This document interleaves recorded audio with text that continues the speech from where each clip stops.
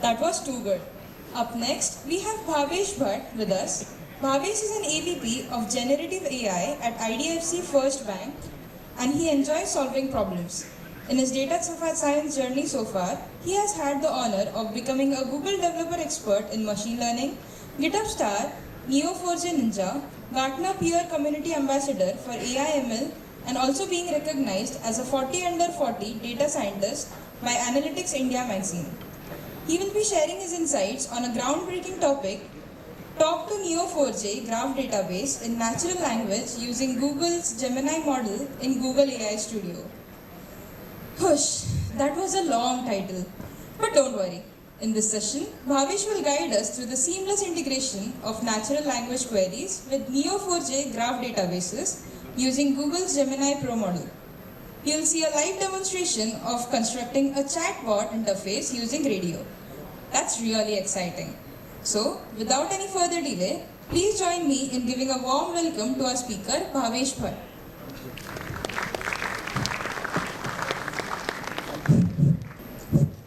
Cool. Very good morning to all of you. Is this 15 minutes or 20 minutes? This is set to 15. Just 15 minutes, is it? It should be 20, right? Cool. So I'll quickly start. So given that the topic introduction is already done, I'll quickly start. The session that I've planned is like a relatively large session, but I'll try to condense it in 20 minutes so that you absorb as much as you can. Given we've talked a lot about RAGs, I think we had 2 sessions, consecutive sessions on RAGs. This is like a good continuation wherein if you want to build simpler applications where you don't have a lot of data, and if you want to create a useful application, and I remember Yogesh sir mentioning about a few short examples. So here is where you can kind of create a solution using few short examples, and the uniqueness of this solution is you can literally talk to your database in natural language by asking natural language questions, and you can kind of retrieve the results in natural language. Okay, so I'll quickly start. How many of you know SQL? There's a lot of talk around Gen AI. How many of you don't know SQL? Oh, awesome. So given that no one's raised their hands, I'm assuming everyone, there are few people who don't know SQL. But majority, I think 99% of you raised your hands, which is where this is basically your day one where you start writing SQL queries. You're very fascinated by group by commands. You're very fascinated by different commands that are there in SQL. But as life moves on, this is how things become when you start writing complex SQL queries. When you have multiple joins that are happening, then you have joins after subqueries, etc. So life becomes really difficult, right? Which is where the idea is, can you create or can you talk to a SQL database in natural language, or can you talk to any database in natural language? It is here that a savior comes along, which is something that you've been using from October 2022, if I'm not wrong, which is a large language model. So by using large language model, you can start talking to a database in natural language. Okay, now I'll quickly move forward. I think enough has been said around a large language model. A large language model, think of it as a smart autocorrect when you keep typing. So how many of you noticed this when you open your cell phones and when you open your messages app, there is a next word recommendation that is given to you, right? Think of a large language model as an abstracted model that kind of helps predict the next word based on the context that it has seen so far. Okay, so a large language model produces text one after the other by taking in all the inputs together, and it sequentially produces the output by understanding the context of whatever has been produced so far. Okay, now this is like a big paragraph of what I've already mentioned, but yeah, a large language model is a smart autocorrect that kind of generates text. It understands text really well. The more bigger model you utilize for your task, the more better understanding it can provide. There are various benchmarks in terms of how LLMs are evaluated. You have an MMLU benchmark, etc. See, a simple example would be if I have a sentence, a cat sat on a. If this is the input sentence that you pass on to a large language model, and you define that you want to only look at the next word, based on all the words that are present in the dictionary of sorts on which it has been trained on, it will pick the word which has the next probable highest possibility. How many of you know that there is something called as a temperature component in a large language model, a top P, a top K? All of these also govern how your LLMs respond to, say, generating output. If you want more creative liberty in the outputs that are generated, then the temperature values can keep modifying. So if you have a temperature 0, you want the LLM to output a certain set of deterministic outputs. So that is where LLMs come along. Again, I cannot go in a lot of depth given the time that I have, but what all can LLMs do for us? You can classify text into multiple categories. You can search. Again, we've looked at multiple examples of search.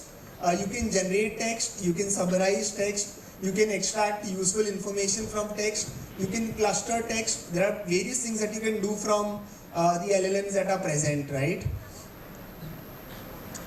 Now, how many of you use ChatGPT or any other LLM for your coding practice?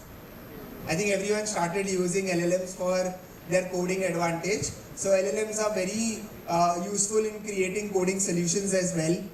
So if you input a part of or piece of Python code, then essentially you can generate the entire code base after that as well.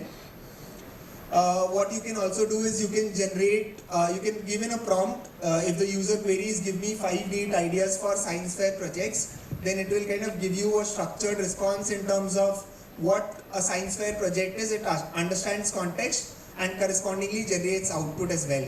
Okay. Now,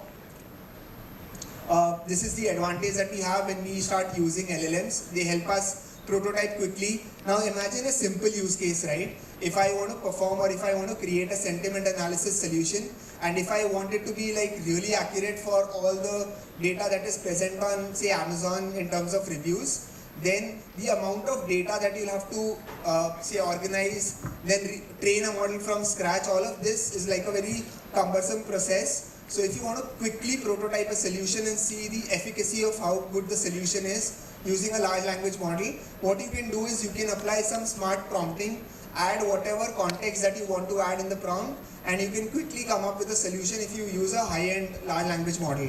Okay?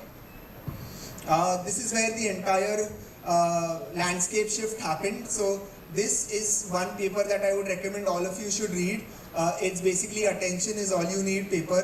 I think this is that one paper that irrespective of where you are in your career, if you are looking to dive into the world of large language models, this should be your starting point.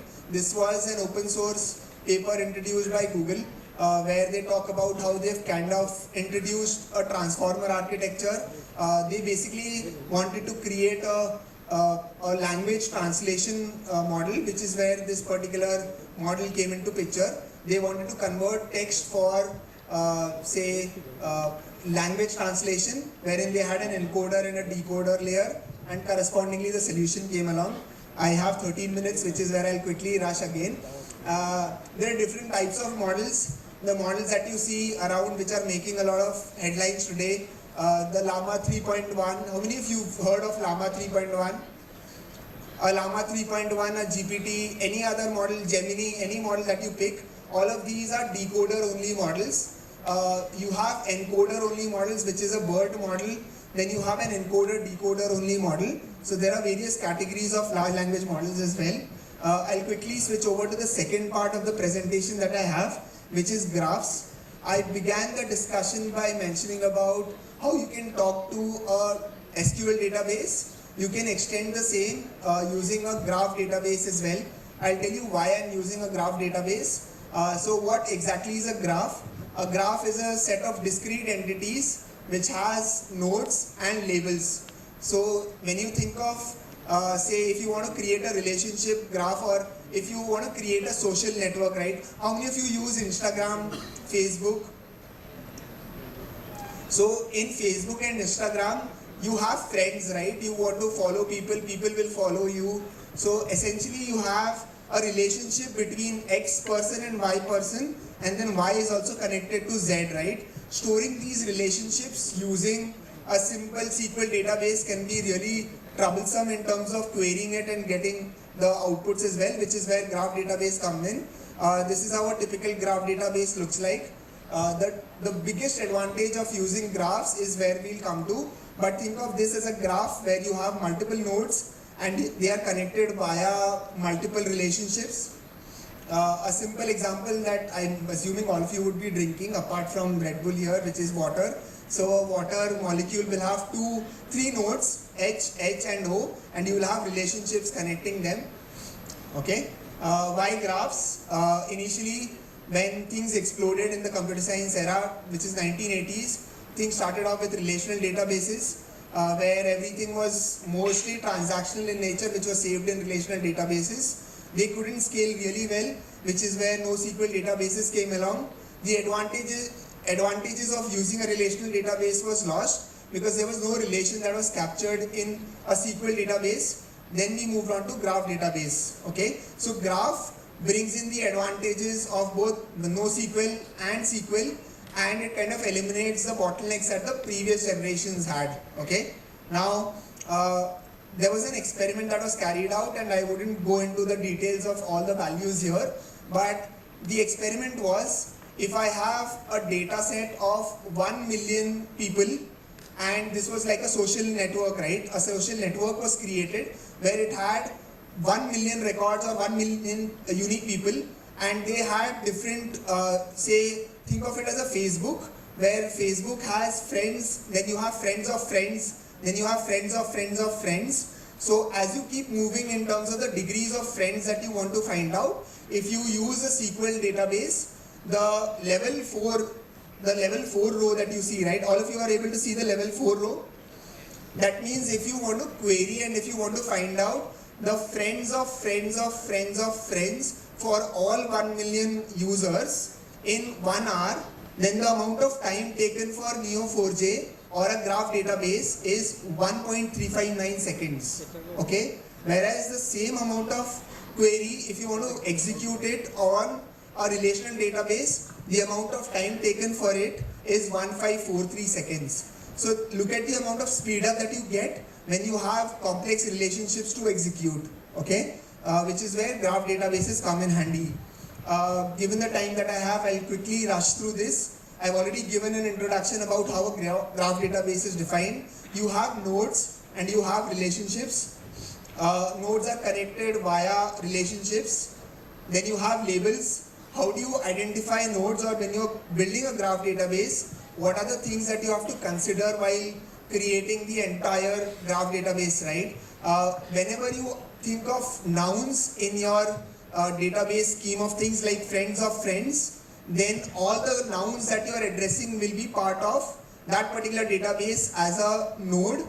All your verbs or the action items that you have, that is relationships, or the database that I'll currently use, which is a movie set data set, wherein you have movies connected to people, and what people have contributed to in that movie is where the relationships come along. Okay, so here is where you have relationships coming in. Relationships in your graph database are nothing else but verbs. Your nouns are nodes. Okay, is this clear? Perfect, perfect. Now I'll quickly move forward.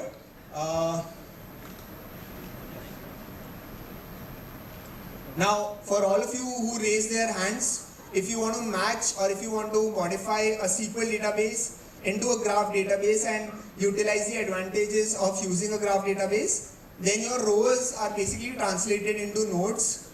Your joins become relationships. Your table names become labels. And your columns become properties. Okay, properties are nothing else but key value pairs that can be added to every node or relationship. Okay, I'm kind of going through quickly because I have 7.5 minutes, so I'll quickly move forward. Now, SQL runs on which language? Is it on Python? I'm just checking, just because there's lunch around the corner, I'm checking if everyone's awake. SQL runs on which language? Python, Java, SQL itself, right? Yes, perfect. So there is something called a cipher that helps you execute graph queries. It's basically a declarative language wherein you have patterns to match, and once you match the pattern, you retrieve all the relationships and nodes based on the query that you've written. Okay, so if I have a simple two node and a relationship structure like this, right? If you have a customer and a product, and a customer has given a rating to that particular product, then how does things pan out? Or what is so this is basically the query that you have. It looks daunting at first, which is something that you would have experienced with any SQL query as well, right? It's a simple query. What it says is match a relationship where my starting node is a customer node, my ending node is a product node, and all the nodes from customer to product are related via rated. Okay, and then you return the customer name, customer product name, and the rating that has been given. Okay, that is how you read this particular cipher query. Okay, now again I repeat, you are matching nodes, relationship nodes. So this is the structure that I want to match. Then what I want to do is I want to return values of these particular matched relationships that have been defined. Okay, now this is how a graph looks like. In this particular data set, what I'll do is I'll look at, it's a basic movie data set which contains movies as nodes and people as nodes. There are relationships between people and movies. Relationships are directed from people to movies. So I can be an actor in a movie, I can be a director in a movie, I can basically be a producer of a movie. Okay, now just to zoom in, how many of you have seen the movie The Matrix? This will be like a common thing that you will evaluate. I think all of you should watch the movie The Matrix. It's a series. So The Matrix, if you zoom into this particular region, right, The Matrix has different people connected to it. You have a producer who is Joel Silver, then you have Lawrence, you have different people who have acted in the movie. All of these relationships are captured in this particular graph database. Okay. Now when I go forward, you have different key value pairs which kind of add more metadata to nodes and relationships. Now given the time that I have 4.5 minutes. So if this database is clear to you, what I want to do is, I don't like cipher, like not in general, but in general the way structure, the query is designed, right? Rather than querying the cipher piece or writing cipher queries every time for this particular database, what I'll do is I'll use Google AI Studio for entirely executing the cipher query in natural language. Okay, what I will input is basic question. The cipher query will be generated by Google AI Studio, and once the entire cipher query is generated, it will execute on the Neo4j graph database, retrieve the result, and we'll get that response as well. Okay, so here is prompt. Here you can read the prompt. You are an expert in converting English questions to Neo4j. One tip that I would like to give all of you when you're playing around with LLMs and with your writing prompt as well, assume the LLM is very naive. The large language model is good for everything, but if you want to filter it down for one particular task, you will have to specify what you want it to behave like. So you're giving it a responsibility. The LLM will try to act in the way you have prompted it. Okay, so you give a prompt. You are an expert in converting English questions to Neo4j cipher graph code.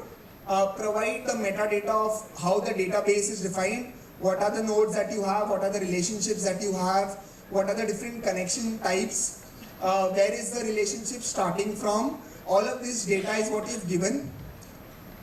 Then here is where few short examples come in. Okay, so what I've given here are few short examples where I've passed in input natural language question, and I've also passed in the cipher query that needs to be executed. Okay, is everyone with me?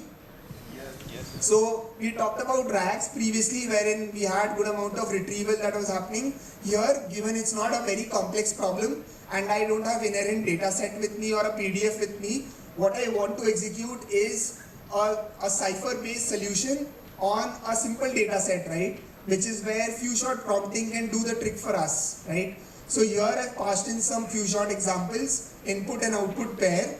Once these input output pairs are there with me, I pass it to AI Studio. wherein I pass in the input prompt, output prompt, and all the few short examples that are there. And here is where you can test out things as well. I pass in an input query, name the director of the movie The Matrix Reloaded. Correspondingly, when I test how well this particular prompt is functioning, I get a corresponding response. Okay, the corresponding response is a cipher query which we can utilize later and run it on a Neo4j graph database. Okay, now you have the ability of exporting the cipher query or the generated code into a Python code. So I export this entire piece of code in Python, and this is a function that I've created in Python. I'll quickly run through the solution. So I have this particular function of Python wherein all the code and all the prompt that I had created previously in Google AI Studio, that has been exported into Python. Now I have this particular function that runs the generated cipher query on a Neo4j database, and here I'm connecting to the Neo4j database using this piece of code.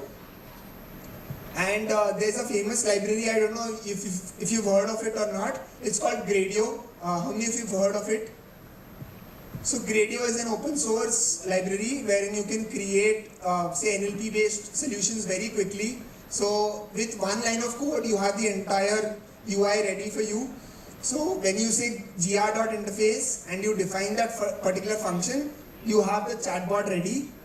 Now here is the interface that I've created.